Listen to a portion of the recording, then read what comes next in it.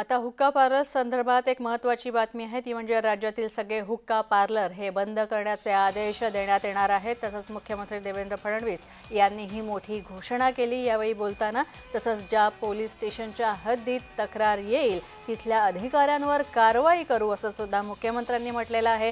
गृहमंत्री देवेंद्र फडणवीस यांनी ही मोठी घोषणा केलेली आहे हुक्का पार्लर संदर्भात।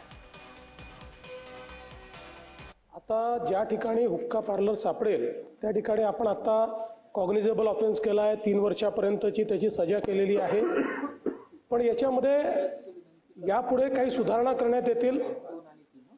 दुसऱ्यांदा जर ऑफेन्स त्या ठिकाणी सापडला तर 6 महिन्याकरता या उपहारगृहाचं किंवा ते जे रेस्टॉरंट आहे त्याचा परवाना रद्द करण्यात येईल आणि तिसऱ्यांदा जर सापडला तर परमनंट रद्द करण्यात येईल आणि तिसऱ्या ऑफेन्स करता त्या ठिकाणी जी सजा आहे ती नॉन बेलेबल कॅटेगरीमध्ये टाकण्यात येईल।